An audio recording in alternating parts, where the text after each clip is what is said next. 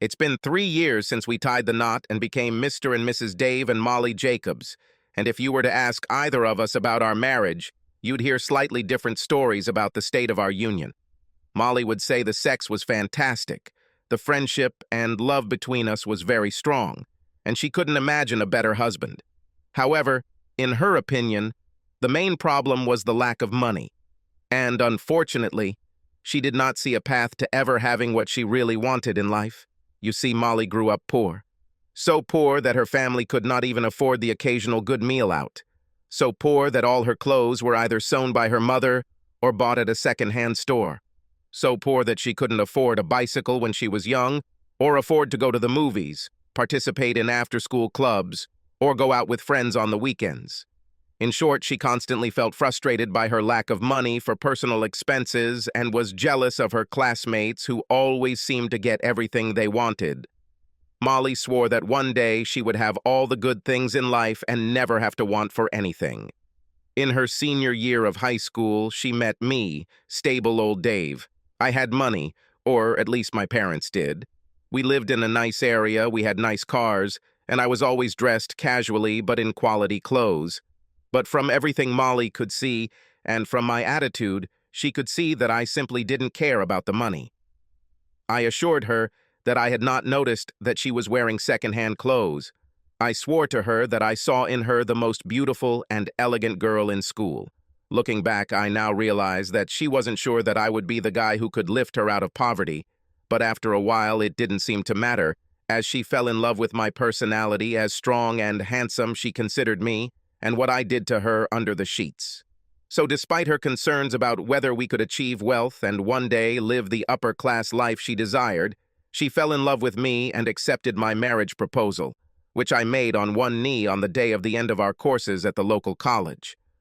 Molly received her paralegal certificate, which she hoped would provide her with a sufficient and stable income, and while it wouldn't make her rich, she could at least buy decent clothes, go to clubs and bars, and spend the occasional evenings in a good restaurant.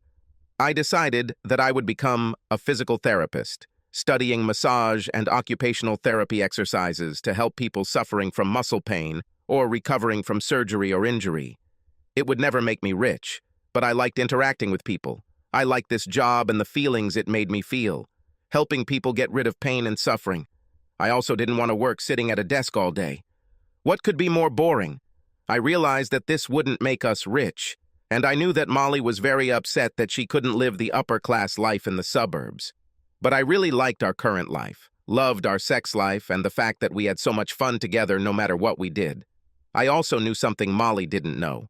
My grandparents were very rich, and when they died, they left my parents the sum of $15 million, and this amount was in a trust fund that they could use until they died, after which the trust passed to me. My father passed away from a heart attack 2 years ago, and my mother did not feel very well after his death. The last few years had been hard, but she still loved and missed him when he left. My mother had no interest in the trust fund at all, and in fact, both she and I believed that money was a poison to life. My parents had such a strong bond and a loving life together, and then my grandparents died and the money went to my father. It changed him completely, and not for the better. He quit his job, started drinking and partying, bought fast cars and spent huge amounts of money on gambling and other entertainment. I guess he might also be seeing someone, but I never knew for sure, and I never asked my mom about it. His new lifestyle began to destroy their marriage, as well as his body. For 2 years he drank and partied, which led to terrible health conditions, and the final fatal blow was a massive heart attack in a Vegas casino. Both my mom and I had seen how money had ruined his life, and neither of us really wanted anything to do with a life of luxury and temptation. We just wanted to keep our lives as they were when we were a happy family, before Dad gave in to the temptation that unlimited money could bring. After his death, I made it a rule to see my mother at least once every 2 weeks, and tried to interest her in activities outside the home, travel, and charity work. Basically anything to get her out of her depression over her father's death. But she told me to leave it alone. Her life was now about friends, church, and me. And she reminded me that it was money that destroyed my father. I didn't tell Molly about the trust, knowing that she was too interested in money and property, and I didn't want her to start buying things on credit, or start wanting my mother dead, or for her to spend all her time thinking and hoping for riches, the future, and ignoring what we have now in our daily loving lives. Besides, I hope it will be many years before my mother dies, and Molly will have no reason to hope that she will have a lot of money and see her potential greed come into play and change either our relationship, or it will upset her even more about our current relationship. I saw that my mother was lonely and depressed, and I finally understood why when she told me that she had been diagnosed with breast cancer and her future was not guaranteed. But she really downplayed the potential seriousness of it, and I kind of shrugged it off. She didn't tell me that she might not have long to live because she didn't want me constantly catering to her needs when I was just getting my life together with what she called my pretty young wife. In the end, Mom felt that the doctors really couldn't predict or tell her anything specific, and she thought she would probably live many more years. The doctors believed that they had found the cancer through a lumpectomy and radiation, and did not indicate to her that her end was near, although one doctor said that several of her lymph nodes turned out to be cancerous, so she needed to be closely monitored for any changes in health or any lumps that she notices. As we approached our 5th year of marriage, I was completely content and happy with our life. And although Molly loved me very much and was content on a daily basis, and the sex was fantastic as we made love 4 or 5 times a week, I knew she was also yearning for the day that might come sooner when she could feel rich and not worry about money or work, and have some of the things she always craved when she was younger. Molly tried to improve her status at work in an attempt to get a promotion and improve her salary and benefits. She worked for a well-respected and sought-after law firm specializing in family law and divorce, as well as real estate and tax. The firm's founder, Jay Sutter, was a 51-year-old bald and somewhat pudgy man who founded the law firm 25 years ago and built it into the largest billing firm in the region. He worked hard over the years and neglected his personal life, never marrying or having children or offspring to consume his time. Sutter's personal assistant was retiring, so he posted openings internally for various paralegals at the firm so they would have the first shot at that promotion before he looked outside for candidates. Molly was his 3rd and final interview for the position, and she told me how excited she was for the opportunity. "Dave, it will be a 20% increase right away and a chance for a 10% bonus at the end of the year. I know it will be more hours and even some weekend work, but I really can't pass up the opportunity for a raise. Do you mind if I strive for this?" "Of course, Molly. You're free to do whatever works for your career. Nothing lasts forever, and if it doesn't work out, you can always find something else. But if you last a year or two, it will look great on your resume and will become a stepping stone to more." On the day of the interview, Molly dressed in business casual, but left a strong hint of the incredible sexiness and attractiveness that lay just beneath the surface of her business attire. She wore FFM-seamed stockings and sexy high heels and kept crossing and uncrossing her legs during the interview. She left the top 2 buttons of her blouse open so that if she leaned forward to make a point or share a laugh, her ample cleavage could peek out from underneath the blouse, hinting at the magnificent breasts hidden beneath the silken fabric. Jay Sutter didn't miss it. Although he wanted to make sure he had a qualified candidate, he believed that he deserved to be rewarded for his hard work with a young and good-looking assistant who would spend a lot of time with him. Molly had the qualifications, but more than that, when she walked out of the interview and he watched her perfect ass jiggle as she walked in and out the door. It was at that moment that he decided that she was the one. Molly returned home extremely excited, having been told right before leaving the office that she had gotten the job. She was called into Mr. Sutter's office and he told her, "Molly, you did great in your interview and your work here has always been excellent. I would like to offer you a job, but keep in mind that there will be a lot of late evenings and some weekends when you will work very closely with me. Do you think your personal life will allow this without exception?"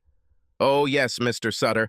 I don't have children, and my husband often works in the evenings too, seeing clients after work for massages and physical therapy. This will be very good for me, and I am so grateful, Mr. Sutter. I won't let you down. Fine. But Molly, call me Jay. We will work closely together, and I prefer an informal and open relationship with my assistant. Feel free to talk to me about anything and everything, and I will do the same. When Molly walked through the door of the house, she called me, told me that she had gotten a job, and in a husky voice asked me to sit on the sofa. She looked at me with incredible excitement and joy at getting the job, and told me that she wanted me to celebrate with her.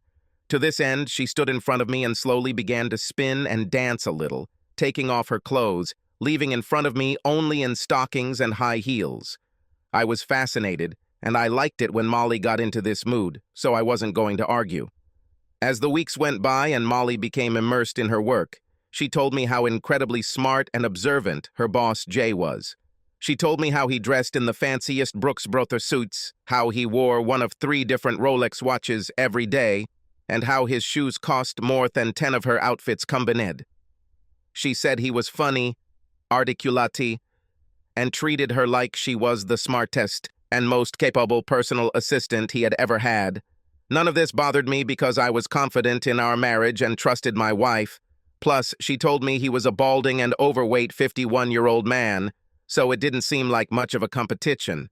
At least it didn't bother me at first, but after a month, she soon wasn't talking about Jay anymore or talking about work. When I started talking about her day, she would avoid contact, simply nod and say that work was fine, and then quickly change the subject. Molly started work later every evening, and soon she didn't get home until 8 p.m. 3 or 4 days a week. I decided to ask her what was the matter. Molly, what's happening to you? You come home late, take a shower in the evening, even though you had one in the morning, and then practically tear me apart with our lovemaking.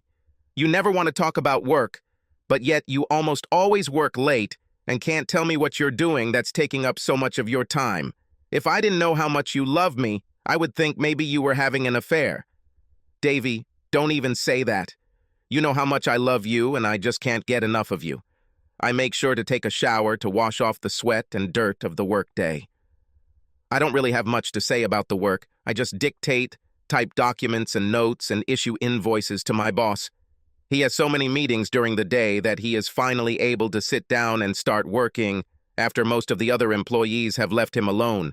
Remember, when I got the job, he told me, and I told you, that there would be a lot of late work, and now we both understand exactly what he meant. She sort of looked away and couldn't seem to look me in the eyes as she told me all this, and for the first time I thought it was all wrong. But I decided that this was not the end of the conversation, so I simply interrupted it and decided that I would be more attentive than usual to what was happening. I was usually the first one up and out the door in the morning, given that many of my clients wanted massages or physical therapy before going to work, so most mornings I was up before Molly, showered, and out the door.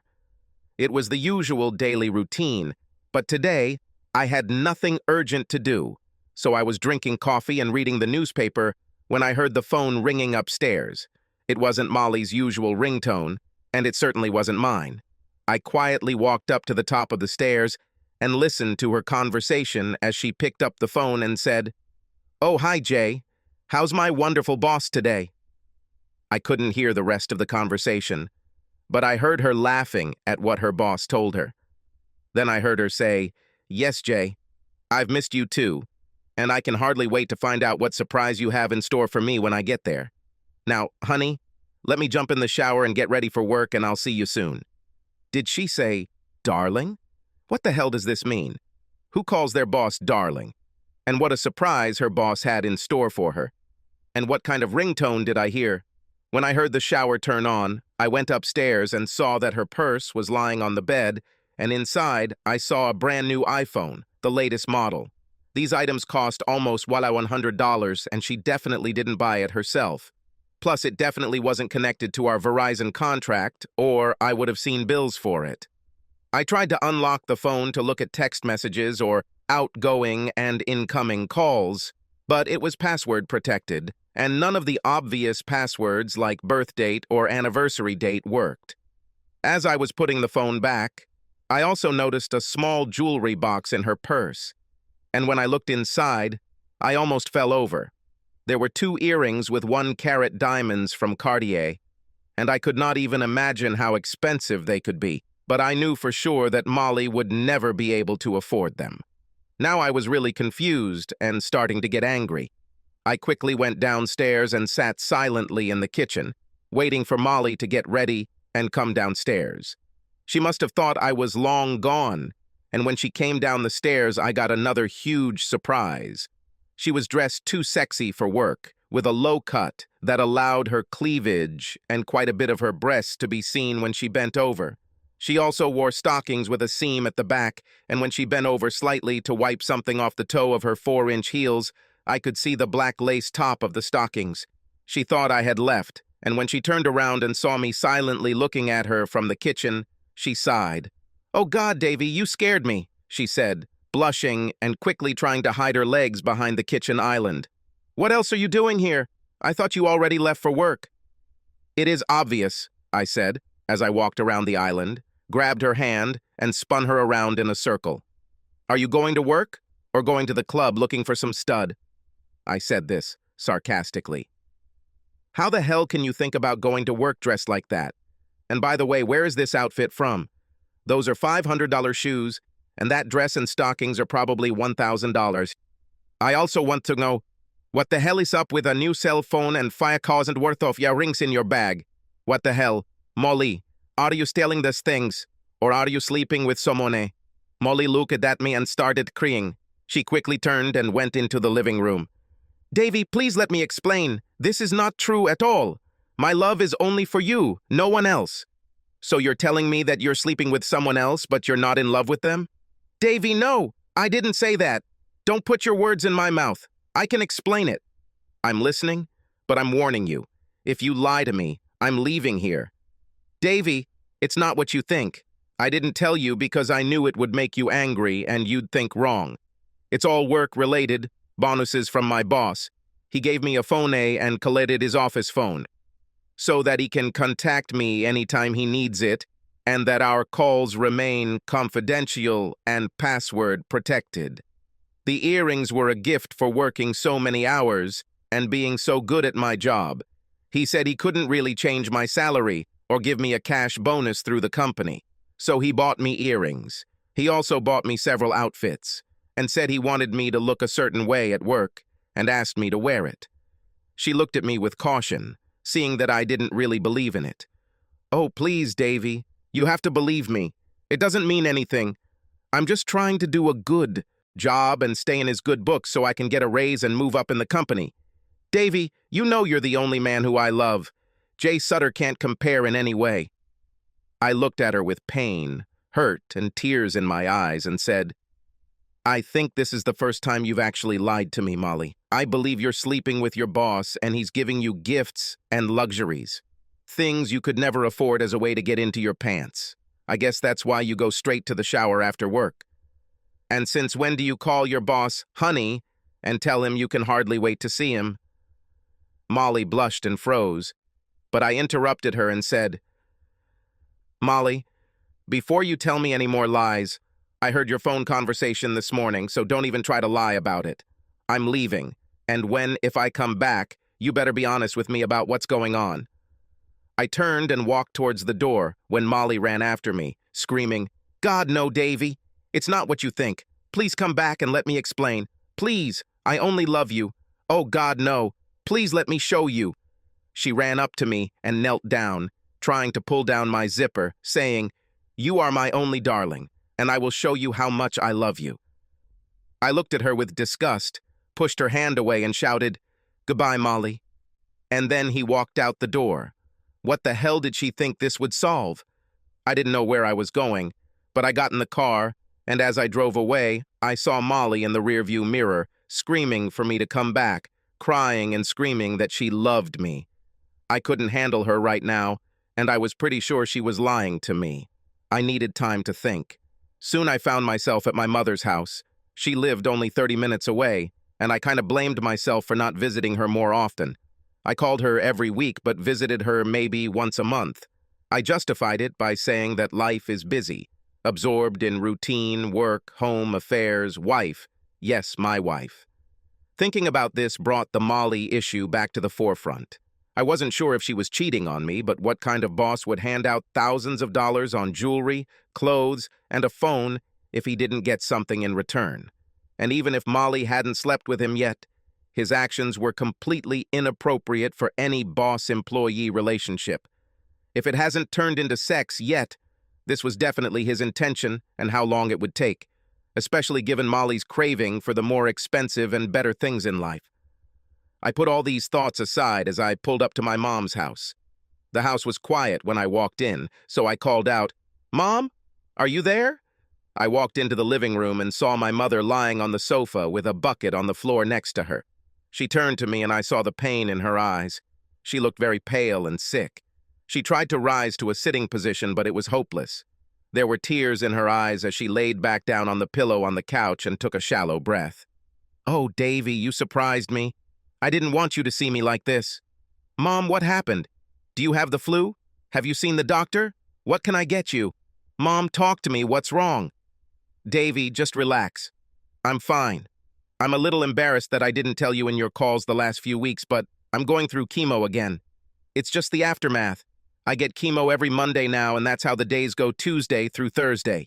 So, no, I'm not sick, except for cancer, of course. It's back, and they're trying to beat it again." "Oh no, hell. What does the doctor say, Mom?" "Well, Davy, he doesn't say much, but if you read between the lines, he's not very optimistic. I'm going to really get him to come clean next week at my appointment, because if this chemo doesn't work, I don't want to go through this anymore. If my days are numbered, I want them to be good enough that I can go outside, garden, see friends, not lie on the couch and suffer." "Oh, damn, Mom. I'm so sorry. You have to beat this, Mom. I can't lose you. What can I do to help? When's the next appointment? I'll go with you." "Davy, you have your own life, so don't worry and waste your time on me. You have a beautiful young wife and a career to sort out. I'll be fine. Mom, you are an important part of my life, so being with you and helping you is caring for my own life. Besides, I am not sure about my beautiful young wife that she is really mine. I caught her saying that she has over $10,000 worth of gifts and things she received from her boss recently. She tells me that nothing is going on and that he gives her bonuses and material things as a reward for the good work and late hours she puts in. But I don't believe it. I think she's lying to me, and I need to figure out what's really going on. I left her in anger this morning and came here to see you. No, Davy, I can't believe it. She loves you more than any woman could love a man. I can't believe she could cheat on you. Mom, Molly loves and craves material things. She's always been poor. She grew up poor. And she's always felt resentful and disappointed that she didn't have the good things in life. I think she's fooling herself into thinking that in order to be truly happy, you need to have money and surround yourself with the best clothes, the best jewelry, the best house and car. Well, we know how that ended for Dad. I think she's never felt secure in her life. Maybe it's a matter of self-esteem or anxiety because of the way she had to live growing up. But I'm afraid she loves material things more than anything. Or else, she seems obsessed with the lives of the rich, rather than looking at the wonderful life we built full of fun, friendship, trust, and love. Oh, Davy, what are you going to do? You need to talk to her and find out what's going on before you jump to conclusions or make any big decisions. Plus, Dave, you have a $15 million trust fund waiting for you, and as far as I know, you can start spending all this money right now if you want. I know, Mom, but you don't understand. This is not the life I wanted. And if she's willing to cheat on me and ruin our marriage for gifts, then she's probably not who I thought she was, and I don't want to buy her love for me with a life of wealth that I'm not so interested in. For me, that kind of money only creates more obligations and more stress in life, not less. So what are you going to do, honey? I don't know, Mom, but right now I feel like if she cheated on me with her boss, then the marriage is dead, and it's just a matter of me ending it. If she hasn't, then I'll ask her to quit her job and go to counseling with me to find out if she can be happy with the life we lead. She doesn't know about the trust fund, and I'm definitely not going to tell her about it now. But Mom, enough of that. I'll take care of you this weekend, talk to your doctor, and see if we can't get you back on the path to health. Molly tried calling me all that evening and day, and I wouldn't answer or listen to her voicemails. Finally, my mom convinced me that I should at least let her know where I was and that I was okay, so I agreed and called her. Molly, I see you called me. What do you want? Davy, where are you? I want you. That's what I want. You can't just walk away from me and not let me know you're okay. You have to give me a chance to explain. It's not what you think. Nothing is happening. Please come home so we can discuss this. Molly, I don't know what to believe right now. I don't think I can trust you when you tell me nothing is going on.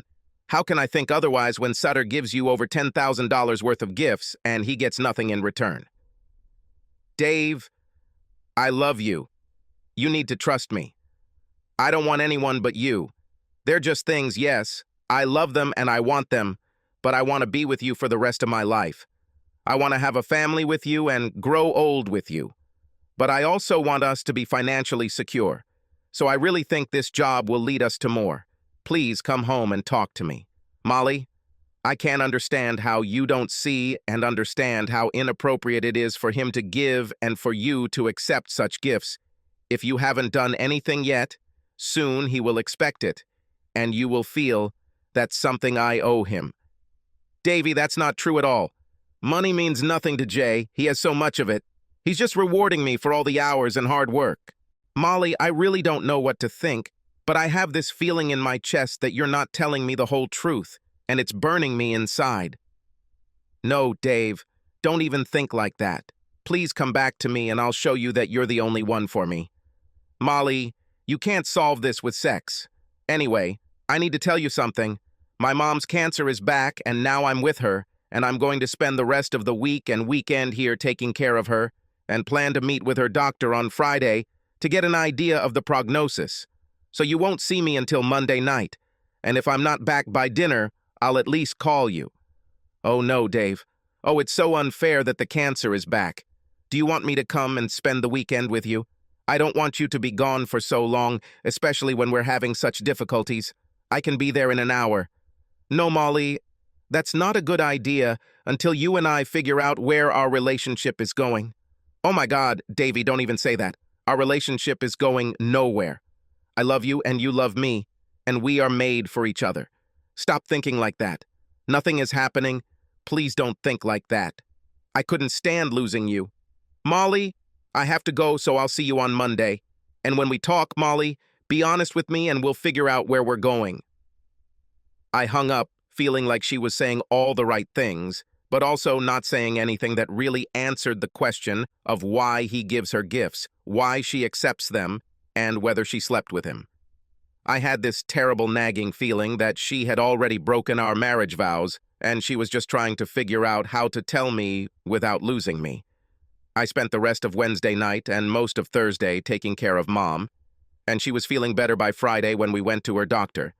The doctor spent time alone with her, doing an examination and update, and after she finished and left, he invited me into his office and closed the door. Young man, I'm afraid I don't have good news for you. Your mother asked me to speak frankly with you, and I'll tell you the same thing I told her. I don't think she has more than 3 to 5 months to live. Chemotherapy isn't working this time, and we have no other treatment options to offer her. I convinced her to try 3 more rounds of chemo to see if it started working. But after that, she told me she would give up the fight and just wants to spend the rest of his life in peace. When we got back to her house that evening, we cried together on the couch, and I told her how much I loved her. I told her about what a wonderful life she had given me and how she was the best mom I could imagine. And I meant it. She has always been my ethical compass, the person I could always rely on to guide me along the right path in life. We hugged each other and reminisced about the good old times of the past, but she quickly got tired and wanted to go to bed. She begged me to remain optimistic and not let the last months of her life turn into pity for her. She felt lucky that she had lived a good life and told me that I was the best thing she had ever done. She rested during the day and felt better in the evening, so I put on a movie for her, settled her on the couch, and told her I was going out for a while but would be back later. I was a mess. My mom was dying and my wife was probably cheating on me. I felt like I wanted to grab a bottle of tequila and drown my sorrows, but I knew that drinking until I passed out wouldn't solve anything. After spending the last few days thinking about the gifts from her boss and the last conversation with Molly, I just couldn't shake the feeling that Molly was cheating on me. Having no better idea how to find out, I decided to drive by our house and see if she was home or not. I arrived around 17 Dows and parked at the end of the street, from where I could see the entrance to the house. Her car was in the driveway, and the inside front door was open, so I knew she was home. I was debating whether to drive up and talk to her now about our problems when a metallic blue Porsche sped past me and pulled into our driveway. As the car passed by, I noticed Jay's number 1 on the rear license plate. God, what an idiot, I thought.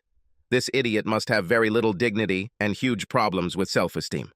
As soon as he parked, Molly left the house, locked the door and ran to his car. She was dressed to kill on sight. She was wearing a bright red dress and red high heels. She wore dark gray stockings, and the dress was so short that I could see the black lace top of her stockings.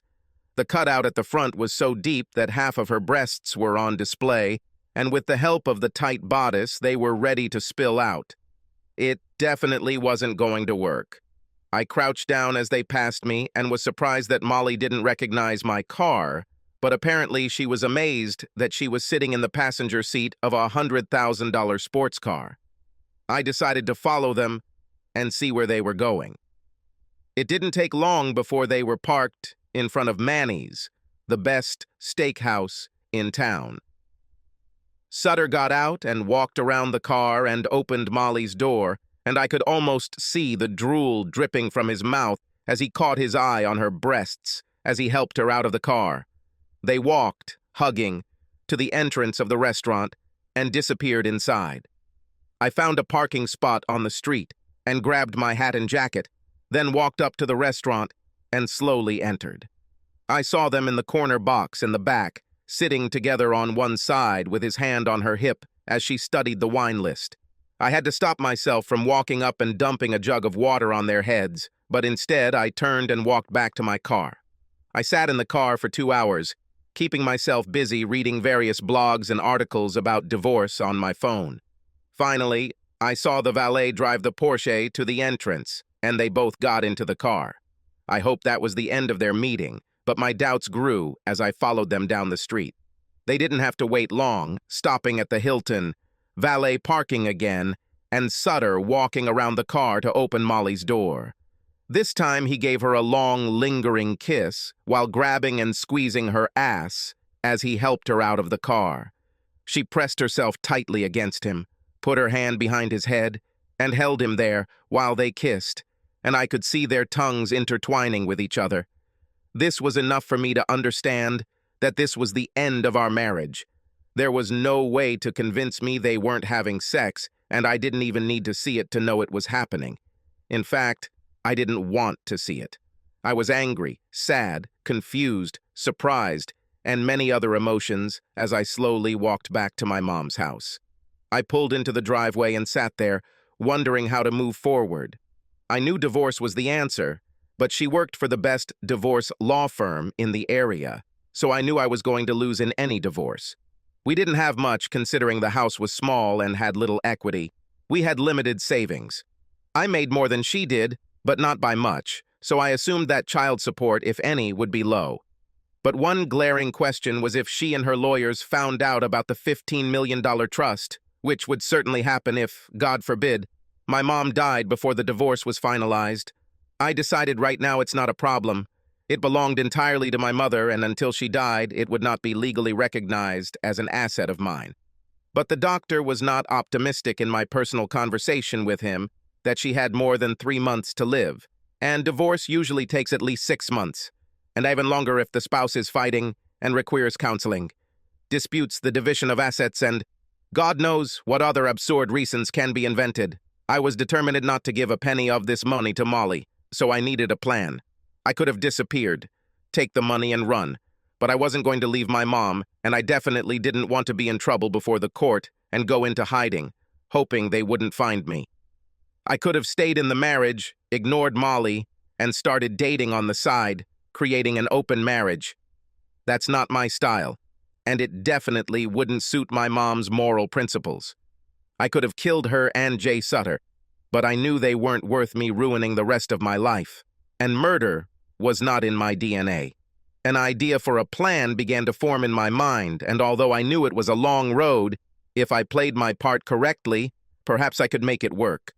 I'll have to suppress my hatred and desire for revenge against Molly and Sutter, but if I play the long game, eventually they'll get what they deserve.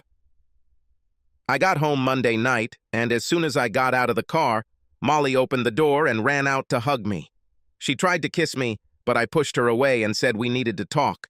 The look on her face changed from shock to horror at the thought of, we need to talk. We entered the living room. She sat down on the sofa and patted next to her, but I sat down in the chair opposite, which again caused her to look fearful and desperate. Davy, I miss you so much. You can't just leave like this. I need you. I love you so much, and I feel so bad that you misunderstood me. I love you. You came home to stay, and we can forget about this suspicion and the anger you feel. I looked at her with contempt, which again caused her shock and fear. Molly, stop lying, and let's talk honestly. I know about your whole Friday night with Sutter. I saw you at the restaurant, and you were dressed to seduce. You never dressed like that for me, but maybe that's because I don't have a Porsche with stupid license plates. Molly tried to say something, but I interrupted her. Shh, Molly, I'm not done yet. I saw you in the restaurant, in the box, with his hand on your thigh, and you were almost sitting on his lap. Then I followed, pick you up at the Hilton, and I saw you exchange kisses and caresses before going in and spending the night having sex. So let's stop lying and start the process of ending our marriage. Oh, Davy, no, please, God, no. I don't love him. I only love you. There's no way we're going to end our marriage. I need you. Then why are you sleeping with him? Why are you disrespecting me so much by cheating on me when you say you love me? Tell me why the hell. Molly cringed and realized that her only chance was the truth. Okay. I'm just a gold digger, that's why. I don't want to be like that, I don't want this, but I just can't handle it. When Jay started tempting me with diamonds, iPhones, fancy dresses, and shoes, I just couldn't resist.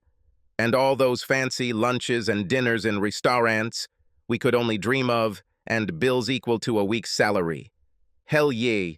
I slept with him because I wanted him to keep showering me with gifts, money, and clothes, and he swore that he would bring my salary to the very top as far as possible. But Davy, please believe me, I don't love him and never will. I love you and only you. Yes, I want the things he can give me, but when I kiss him, I almost feel sick. And when he touches me, I can barely stand it. It's just a deal, a quickie, and we're done. He can never compare to the way you make me feel, and I don't love him. But God help me, I do gifts and a feeling of wealth when I'm with him. Oh, honey, I'm so sorry, and I didn't mean to lie to you, but I just fell under the influence of all this wealth, and I didn't want to give it up. Oh, I know I sound terrible, just sleeping with him for gifts and the riches he can give me. But that's what happened, and now that you know it, I feel better about my guilt and anxiety at being caught.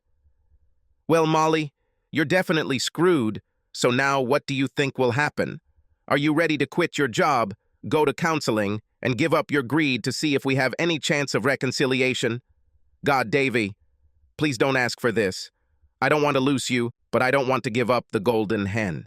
Can you let me do this and just consider it part of my job? You know, when I come home after his pathetic sex, I need a real man so much that I attack you and let you do whatever you want to me. Can't I make up for it by letting you do whatever you want to me when we're together?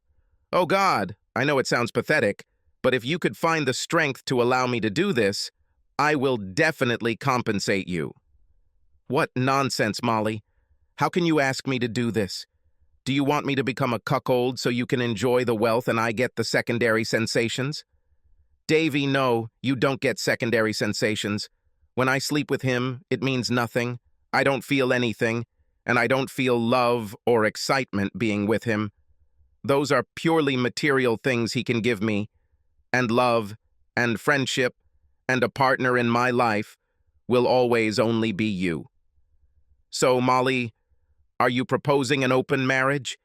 You sleep with him, I find other people for sex and pleasure, but we stay married and get together at night like nothing has changed? No, Davy. I couldn't bear the thought of you with another woman. I couldn't bear the thought of you being with her and possibly having better sex than with me. Or are you comparing her to me? Or, worst of all, you fall in love with someone else. I know it's hypocritical, and maybe it makes me seem pretty shallow, but I don't want an open marriage. I just want to enjoy what it gives me. Pay for it with pathetic, insignificant sex, and stay with you. At some point, this will end, and I will only be yours again. Molly, you really ruined our marriage by having sex with him. How the hell do you expect me to accept this? How pathetic do you think I must be to ever consider playing the role of a cuckold? I'm so angry at you right now that I can't even be here. But we'll definitely talk about this more. I'm going to go back and stay with my mom for a few days, and I'll be back on Wednesday to discuss this further. By the way, at least you're using condoms. Molly didn't answer this question, but just looked at me with despair in her eyes. This moment became the point of no return for our conversation. I left the house, leaving Molly confused and desperati, struggling with the idea that her actions could have permanent consequences on our marriage. Returning to my mom, I spent time trying to gather my thoughts and determine the best course of action for not only my relationship with Molly, but also for supporting my mom in her battle with cancer. This period of my life was a challenge that required me to find inner resources of strength and determination that I was previously unaware of. Maybe I'll see you on Wednesday, Molly. I pulled open the door on the way out, and Molly began to sob, looking after me. Wait, Davy. Please, can you make love to me now and let me show you how much I want just you? I miss you so much. Molly, we need to sort out our relationship before we mess it up even more by having sex right now. God, it seems like you've completely lost touch with reality. And I'm so angry right now that I don't even want to touch you, let alone about sex. With that, I slammed the door as I walked out, knowing that the first seed of my plan had been sown, and we'd see if I could see it through on Wednesday. If not, then I will never have sex with her again, and will simply begin divorce proceedings. I was disgusted by her behavior, and now I hate her. Hated lies, betrayal, and I had no respect left for her, seeing that the only thing that really matters in her life is greed and passion for material things. I seriously considered going to Sutter and beating him to a pulp, then taking Molly to counseling and forcing him to quit his job. But why? She has already lost my love and respect, and in my opinion, we do not have any relationship worth saving. So at this stage, it all comes down to a plan to get rid of her from your life as painlessly and inexpensively as possible. I had done enough research on divorce online to know that it would be expensive and leave me in a financial bind. I also assumed that she would contest and drag out any divorce, and it seemed unlikely that I would be able to divorce her before my mother died, and the $15 million trust fund was transferred to me as an asset.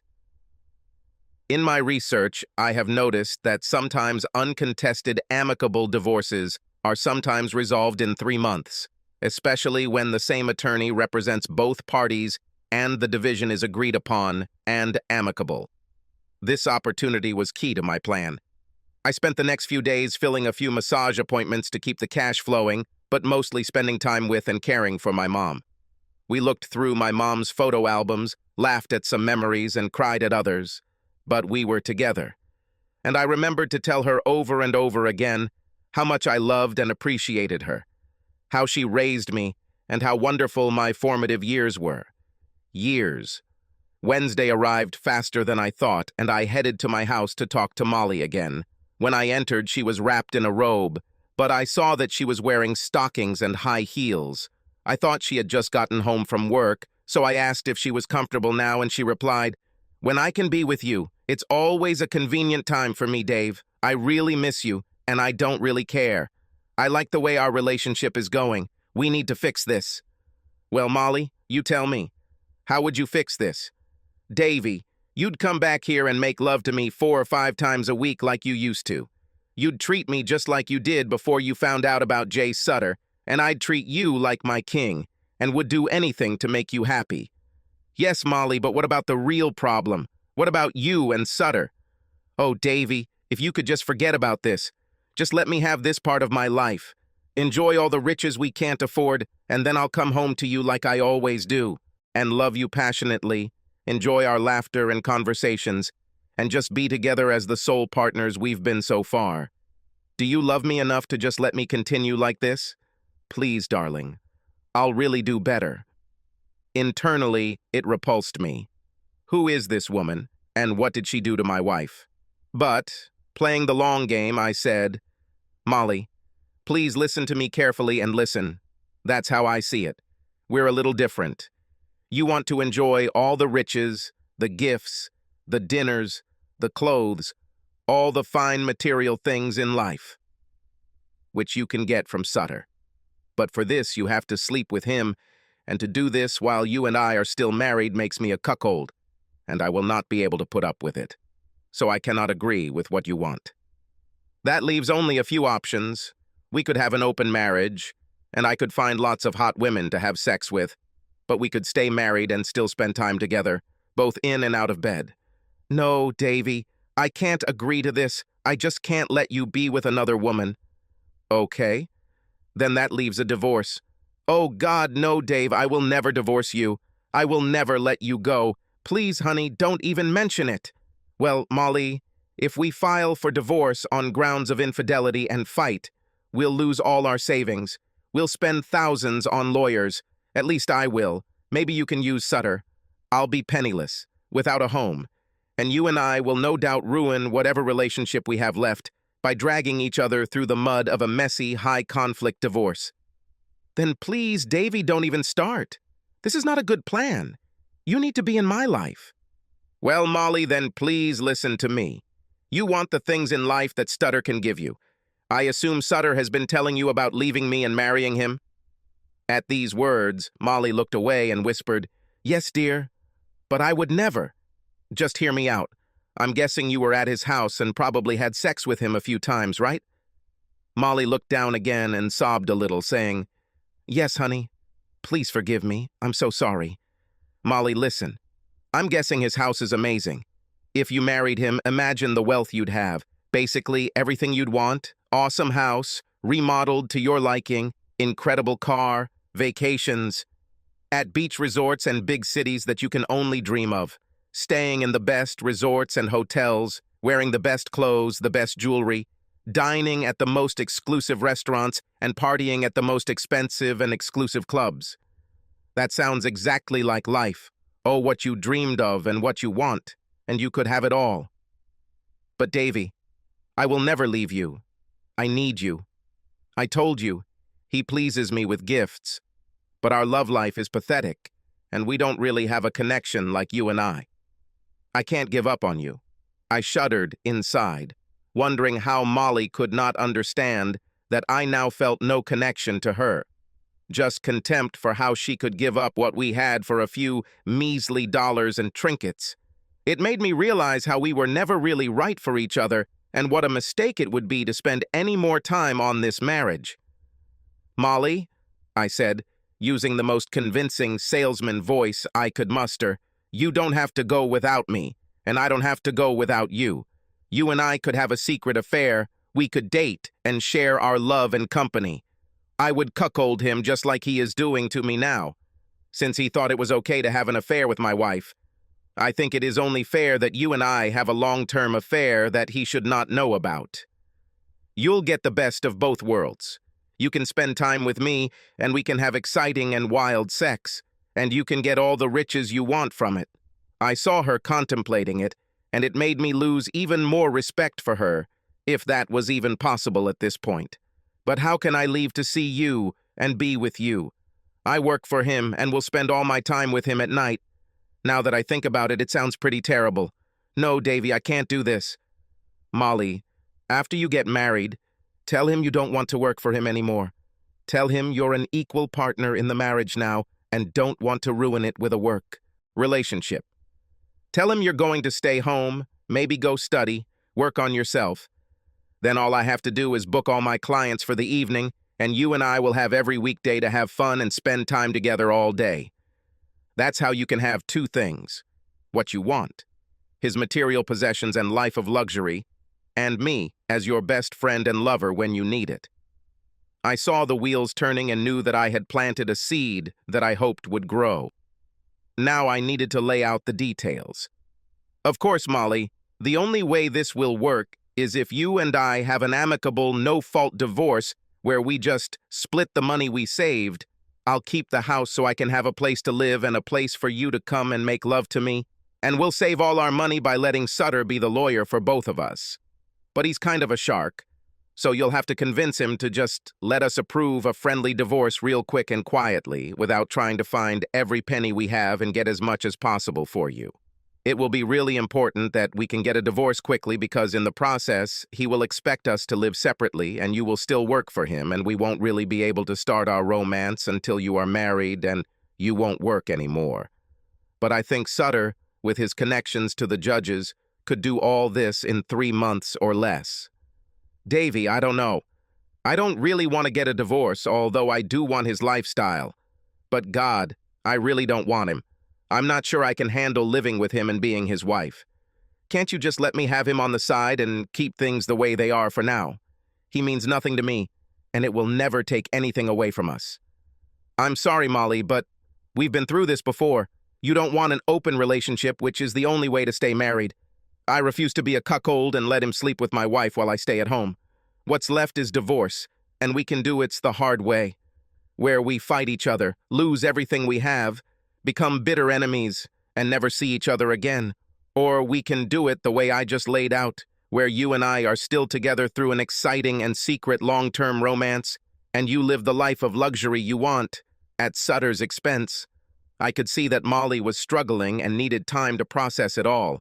I knew she needed incentive, and although I hated the thought of making love to her, I had to play the role and maintain this fiction until she chose either divorce number 1 or divorce number 2. I walked over to Molly and said, I know you have a lot to think about, baby, so let's put that idea aside for now and just enjoy what we could have if you choose divorce the 2. It allows us to keep making love. And I think we both need to remember now how fantastic it is. With these words, I untied her robe, and she was wearing only stockings and high heels. It looked like she was going to try to seduce me into cuckolding, but I had already made it pretty clear to her the only way that would keep us together. 2 hours later, we were both lying on the couch, completely satisfied. Molly, I need to go back and take care of my mom. She's not feeling well. Think about everything we talked about and let me know how you want to move forward. Can you decide by tomorrow night? I didn't want to give her too much time to think and thought that once I got her to agree to divorce method number 2, I could keep pushing the matter forward and get it over with as quickly as possible. Davy, I don't know, but please come back tomorrow night so we can repeat what we just experienced. I need you in my life and between my legs, baby. That was incredible. Molly, we now have a potential plan for how this could happen, and in my opinion, this is the only way. I'll be back tomorrow evening, and if we can agree on this plan, I'll be happy to do it. As I drove back to my mom, I felt a little guilty knowing that I was manipulating Molly into planning so that she wouldn't get my money, which would ultimately lead to the end of any relationship with us. But she had made her choice and didn't want to give up wealth or what she considered a good life, so I reasoned that she would get exactly what she deserved. Mom's condition had remained stable for the past week or 2, and she agreed to take a few more weeks of chemotherapy to see if any positive effects could be seen. She liked having me around, and I tried to keep our conversations light and positive and not focus on her health. I took her for rides, and we went to some of the parks that she loved to take me to when I was a kid. We would sit on a park bench and watch the kids climb and wrestle and play while Mom fell into a relaxing subconscious stupor, reliving the days when I was little, playing on the swings and slides. Mom asked me to leave Molly some money. I don't think she realized it, even though Molly was cheating. In a normal divorce, she would receive half of all our property. But I didn't go into all that and told her that I would agree to whatever she wanted to do. We agreed that she could keep her $10,000 and be invited to the probate hearing with Mom's lawyer when the time came. The next evening I visited Molly and asked her if she had come to a decision. She chuckled and hesitated before saying that she just wanted things to stay the way they were now. I stood up and started grabbing my coat and keys and said, "Well, Molly, this doesn't suit me, so I guess I'll get myself a lawyer and start divorce proceedings. I will have my lawyer contact Sutter, as I assume you will be using him." "God, no, Dave. What are you saying? Will this really be for you and me?" "No, baby, I can't let that happen. Molly, we've been through it all, and there's only one way forward. So please decide what you want to do."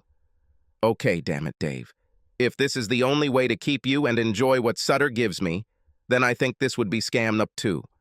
I don't like it, and you better make up for it more often and several times, if you know what I mean." With these words, I picked her up, carried her into the bedroom, laid her down, and took off all her clothes.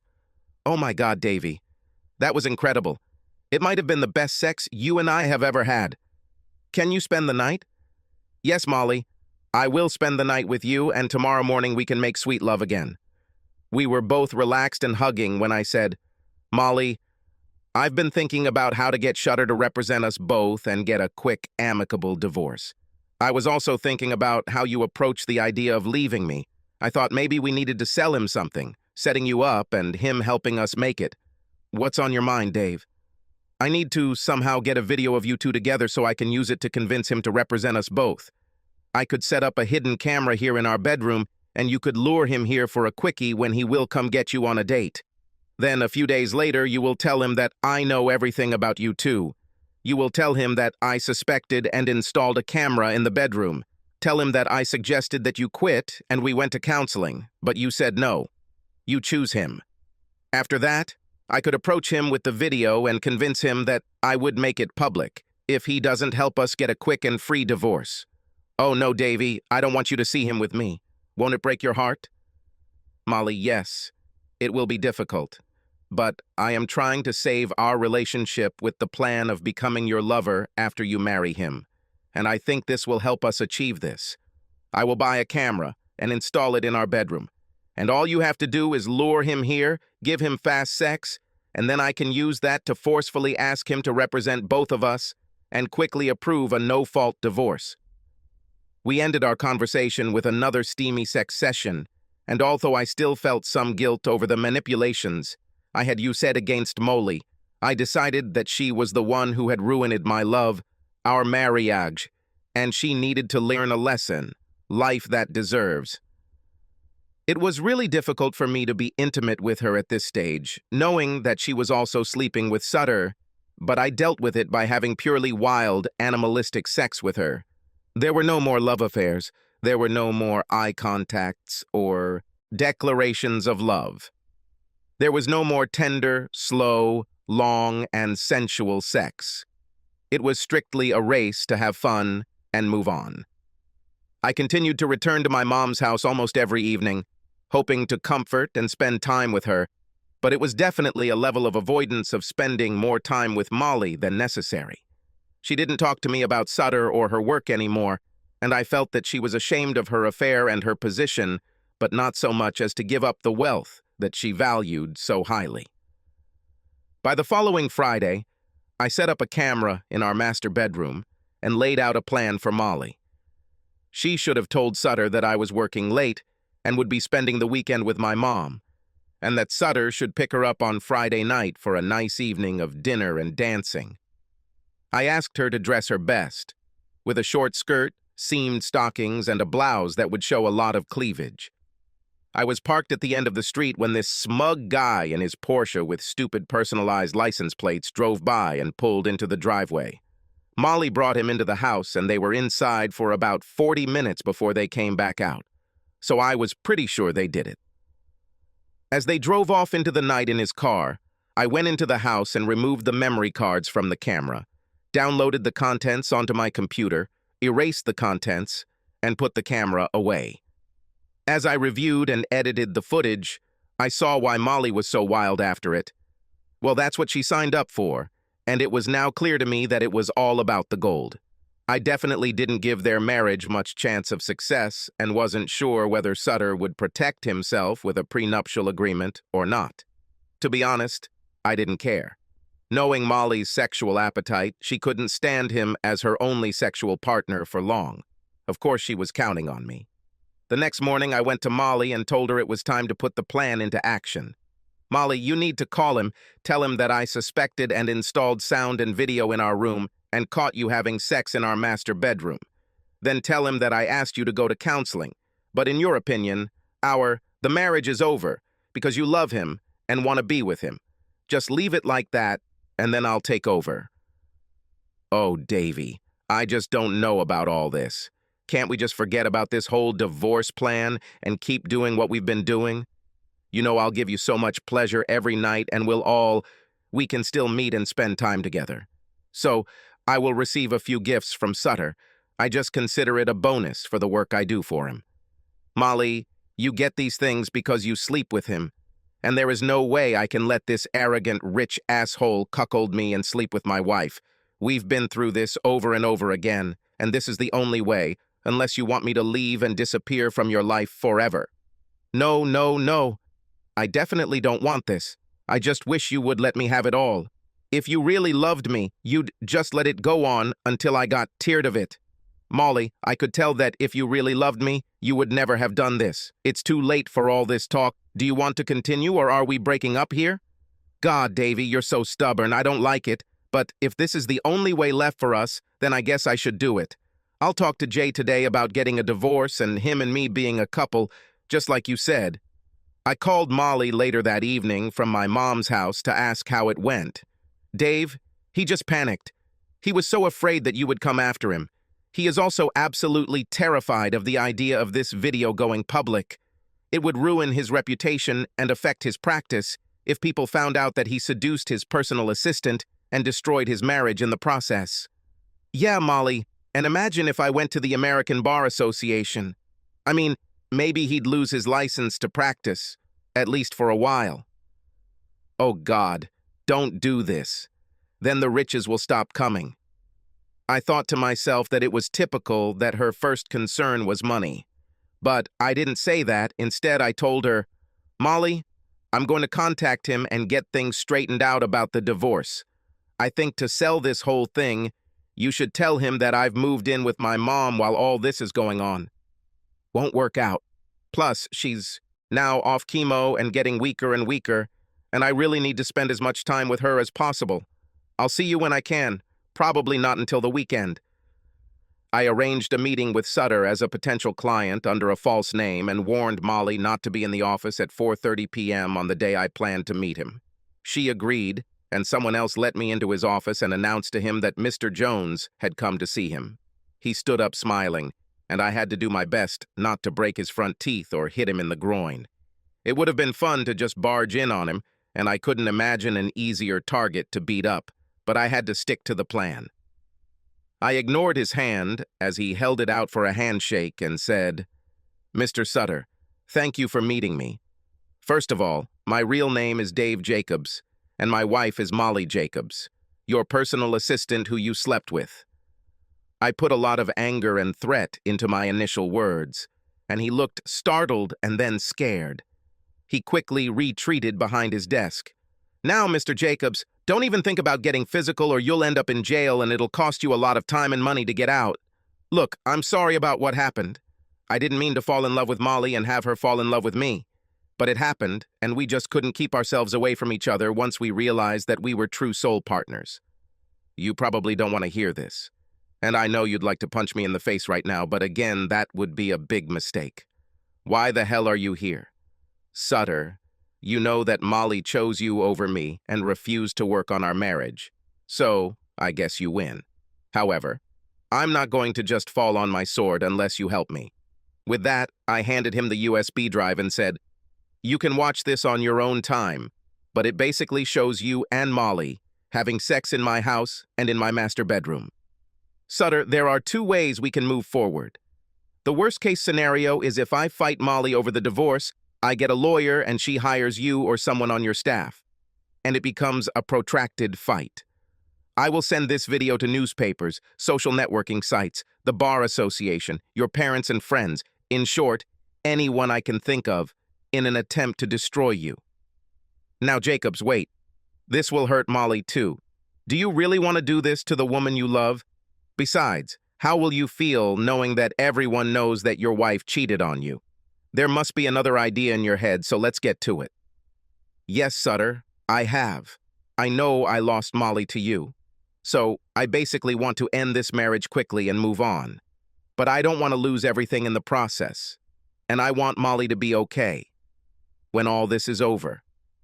You don't have to worry about Molly, Jacobs. I'm going to take very good care of her. And yes, I want your marriage to end quickly, too, so Molly and I can move on together. Well then, my proposal to you, Sutter, is this. You represent both Molly and I in a no-fault, no-contest divorce. We can split our savings, which are effectively zero, but I'm keeping the house, which again has virtually zero capital, maybe $10,000 at best on the market. Who knows? Maybe it's even collateralized at this point. Anyway, just take the asset list from me. Make it up as a halving split. Split us less than in 3 months, and it won't cost me or Molly anything. If you agree, then we won't have to get involved in all the ugly battles and dirty games that will happen if my conditions are not met. So, Jacobs, is that it? I'm introducing you both, without payment, to split everything except the house in half, and you're ready? Yes. But don't forget, time is running out. I want to leave the state and start a new life in less than 3 months. You, too, will probably be happier knowing that I won't be here to stop you and Molly from starting a new life. I'm guessing you have a few judges who are favorable to you, and if you ask, and they know it's a frivolous divorce, they'll expedite its filing and completion. Yes, Jacobs, I can do that. Okay, let me confirm this with Molly, but if she's on the same page as you, we have a deal. Just send me a list of assets, and I'll get to work on the paperwork immediately. I'll give you the papers next week. You just sign and return them to me, and we'll get moving. I stood up, trying not to smile, and with a look of disgust, turned and walked towards the office door, saying, I won't pretend to shake your hand, because my instinct would be to break your wrist. I'm counting on you to make that happen, so we can both move on. When I got home, I sent Sutter a list of assets and then updated Molly on where we were. She looked exhausted, and when she finally spoke, I felt a flicker of guilt. But again I reminded myself that this was the bed she had made, and now she would have to lie in it. Dave, I'm so confused about this whole plan. I know that now Sutter will want me to stay at his place and will pressure me to spend more and more time together as a couple. I'm not sure I can deal with it. I really didn't want her to live with Sutter full-time if I still had to be her sexual partner for 3 months. So I suggested, Molly, why don't you tell Sutter that you don't feel right living as a couple until you get divorced and until you and Sutter get married? Tell him I moved in with my mom, which is not a lie, by the way. So tell Sutter you'll be home alone and you can still date secretly, but you don't want the office or the public to know about it until our divorce is officially finalized. When I returned to my mother's house, she was sitting on the sofa watching TV. She said she felt weak but actually felt better without chemotherapy. She insisted on talking about the funeral, what songs she wanted to be sung, who should be there, who should read from the scriptures, and what I thought I would say in my farewell address. I had to leave the room before the tears started falling. Life can be so unfair. Molly was quite demanding over the next few months about me coming home and satisfying her sexual needs. Each time I visited, there was more and more obvious evidence of the gifts she had received from Sutter. Exquisite underwear, jewelry, expensive high-heeled shoes, even a mink coat. The last time I stopped by, she had a luxury Volvo SUV parked in her yard, which she said was her company car. To be honest, I was outraged, but didn't want to discuss anything that would rock the boat. I came solely to fulfill my role. At this stage, I began to treat her very rudely during our sexual encounters. Perhaps my disappointment showed in our sex. I was served with divorce papers at home, and it caused a burst of tears and second thoughts for Molly. But we weathered the storm and kept moving forward.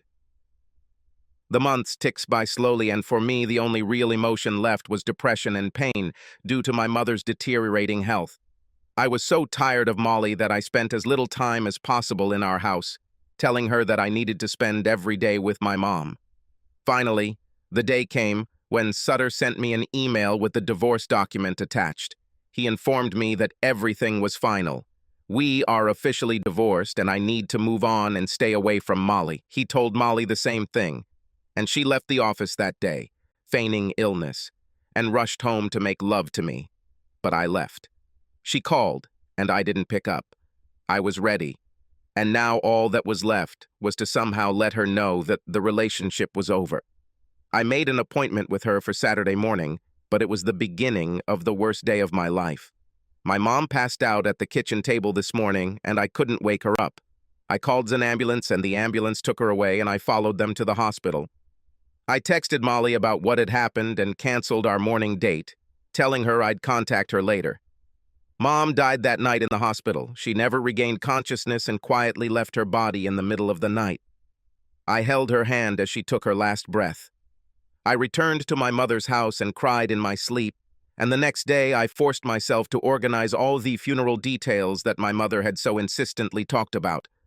The funeral took place 4 days later, and my eulogy spoke of the love my mother had shown me and the priceless pearls of wisdom she had given me throughout my life. The church was her stronghold of peace, hope, and grace.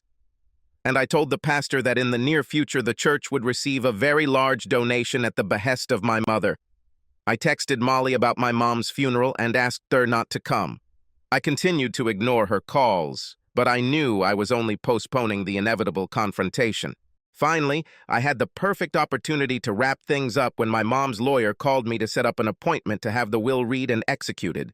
The lawyer also asked for Molly's number since her mom left her a cash gift of $10,000.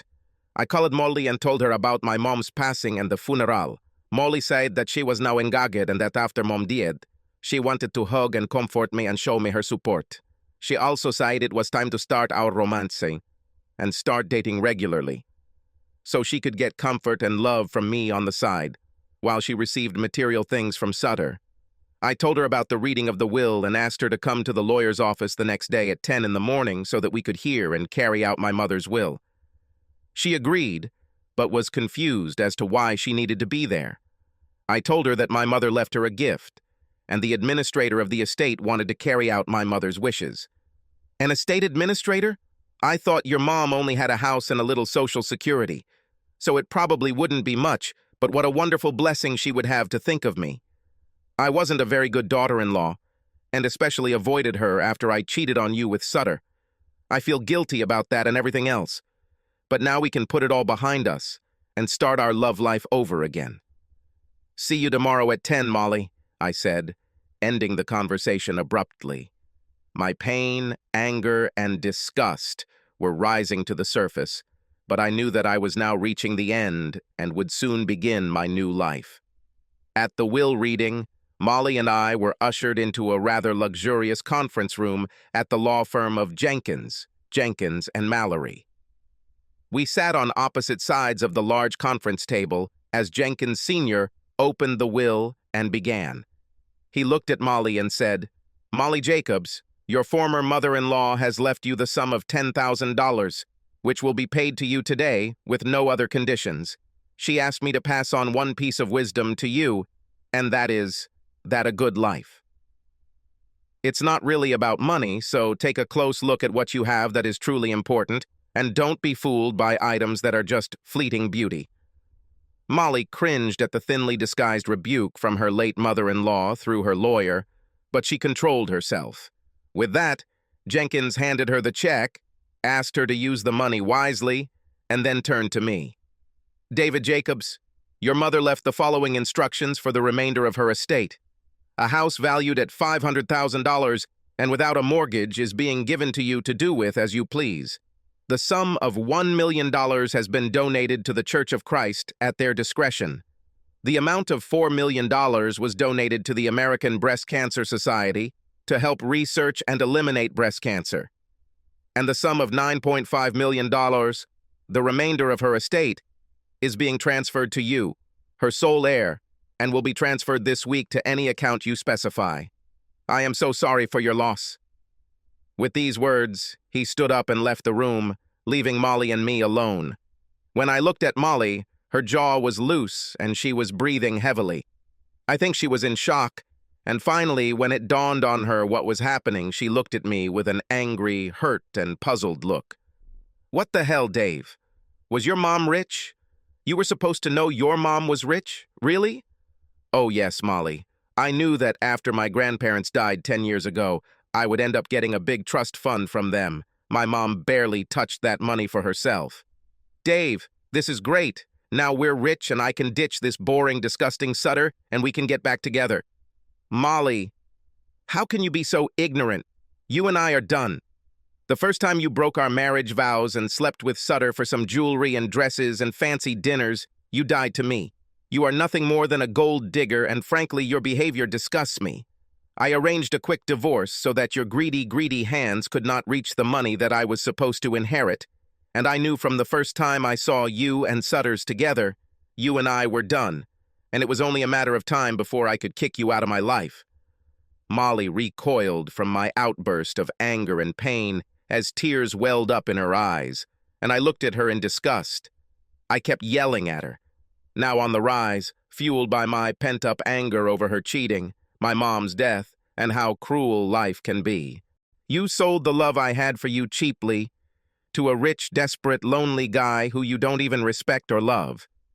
You claim to love me, but look deeper, and you will realize that you only love yourself, and you are really only interested in trying to be rich. There is no way I would allow you to have access to this money after I saw your true personality. You and I are done, and my plan is to walk out of this office and never again see you. Damn you, Dave! How could you? You set me up. Why didn't you help me? Yes, I have a need for money and things. You know how I grew up. We had nothing. We were not respected. With us, treated like dirt. It was drilled into me from an early age and throughout my life that you are only worthy of respect if you have money. But I love you, Dave, I really do. You should have shown me our possible future. That's bullshit, Molly. Oh yes, I think I understand. You probably believe that only money deserves respect. But I respected you for who you were, or who I thought you were. I loved you for who you were, and showed it to you every day. We had something wonderful until you got tired of our middle-class life and wanted more. You still don't understand. You sold our love, our friendship, and every opportunity to live together for a measly few riches.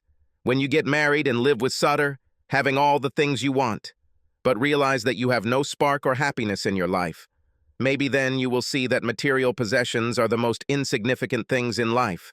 You have sold yourself for things that will bring you little comfort. I am completely disgusted with you and can never share my love with you again. Maybe all is not lost for you.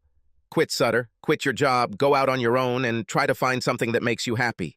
That's what I'm going to do. I'm going to California to start a new life and see if I can't eventually find someone who only wants me, not caring about a life of money and jewelry, but based on a life of love, respect, and friendship.